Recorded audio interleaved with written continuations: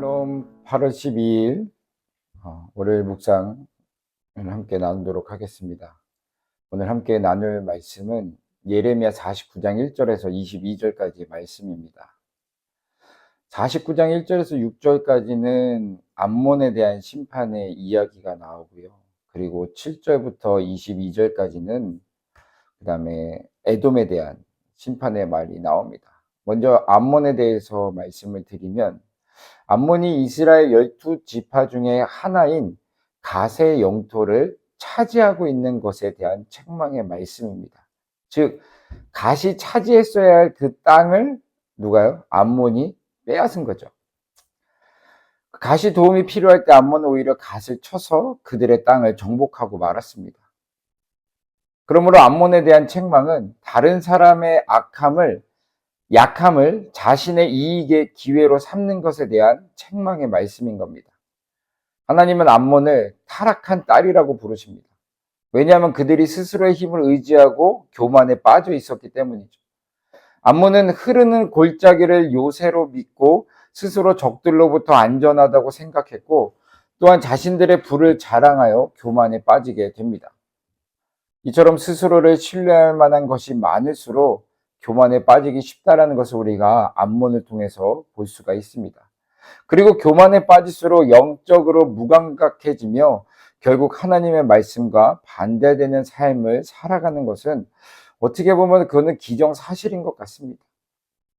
이러한 암몬을 하나님께 심판하시겠다고 말씀하셨습니다. 아무리 암몬이 천연 요새를 가지고 있었고 또한 풍요로웠을지라도 그것들이 그들의 안전을 보장할 수 없다는 것을 알리시면서 하나님의 심판 앞에 모든 것들이 속수무책이 될 것이라고 말씀하십니다.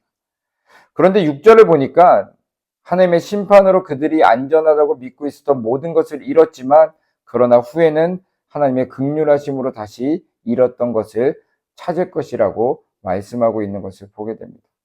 이렇게 암몬에 대해서 길지 않게 짧게 이렇게 하나님이 심판에 대한 내용을 하시면서 마지막에 또 이스라엘처럼 회복의 말씀을 전해주신 것을 보게 되면 암몬에 대해서는 그렇게 크게 지적할 것이 없었다는 것을 우리가 좀 보게 됩니다.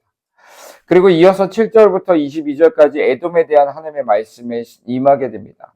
본문을 보니 하나님의 심판으로 인하여 에돔은 철저하게 황폐하게 될 것인데, 마치 농부가 가난한 자들에게 대하여 조금의 배려함이 없이 모든 것들을 거두는 것과 같을 것이다 라고 말하시고, 또한 도적이 남김없이 모든 물건을 약탈해가는 것과 같은데 유일하게 그들에게 남게 될 것은 고아와 과부뿐이다 라는 겁니다. 즉, 하나님의 심판으로 인하여 에돔은 고아와 과부처럼 연약한 존재가 될 것이다 라는 것을 말하고 있습니다. 그리고 하나님께서 에돔을 심판하실 때 어떤 사람도 피할 수 없을 것이라고 말씀하십니다. 예레미야는 이것을 술잔을 마시는 습관이 없는 자도 반드시 마시겠거든 이라는 말로 표현하고 있는데, 즉 자신의 의지와 관계없이 심판을 받게 될 것이다 라는 것이죠. 에돔은 북쪽의 암석으로 된 언덕 위에 있는 도시였습니다. 흔히 쉽게 말해 난공불락, 점령할 수 없는, 오르지 못하는, 공략할 수 없는 그런 요새죠, 요새. 마치 독수리의 보금자리와도 같았다고 오늘 본문의 16절에 기록하고 있는 것을 보게 됩니다. 이렇게 좋은 위치에 있는 에돔, 이로 인하여 그들은 교만하게 되었고, 이 교만은 그들을 스스로 속이게 됩니다. 왜냐하면 안전은 요새로부터 오는 것이 아니고 하나님께로부터 오는 것인데, 이들에게는 난공불락 같은 자신들의 그 보금자리가 자신들의 지금 안락한 생활, 평안한 생활을 할 수 있게 도와주고 있다는 것을 믿고 있기 때문에 그렇습니다. 그래서 하나님은 사자를 보내어 에돔으로 모이도록 명하셨고, 또한 그들로 인하여 에돔을 치도록 하셨습니다. 이로 인하여 에돔은 자신의 보금자리에서 끌어내림을 당하게 될 것이고, 또한 그들은 자신들이 신뢰하고 있는 것들이 자신들을 지켜줄 수 없다는 것을 깨닫게 될 것입니다. 그리고 에돔의 멸망은 주변 나라들조차 두렵게 만들어 버렸습니다. 오늘 우리가 살아가고 있는 이 시대 가운데서도 우리를 지켜줄 수 있는 것들이 수많이 많다고 생각하지만, 우리가 알고 보면 그것들은 우리 손에 쥐었다 생각하지만 쥐어지지 않는 것들입니다. 그런데 우리는 그것들에게 목숨을 걸면서 그것들에게 열심을 내면서 살아가고 있는 것들을 보게 되죠. 그러나 그 모든 것들이 사라지면서 정말로 아무것도 없이 되었을 때 많은 사람들은 우리의 모습을 보면서 두려움을 느끼게 되는 것을 보게 됩니다.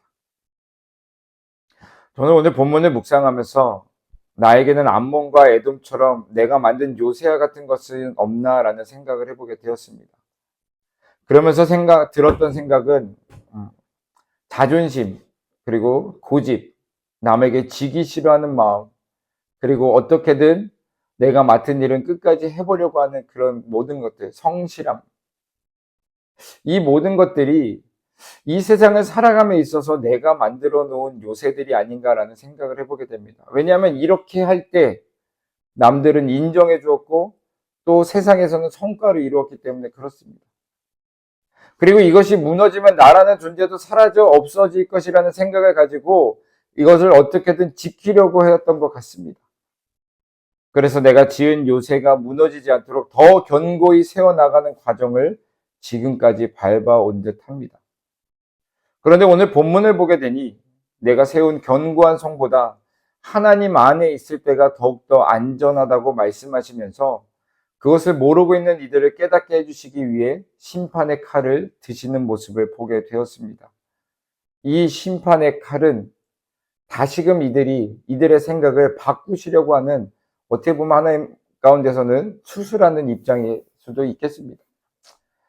어쩌보면 오늘 우리들에게 있어서는 이 심판의 칼이 환난과 고난, 역경이 아닌가라는 생각을 해보게 됩니다.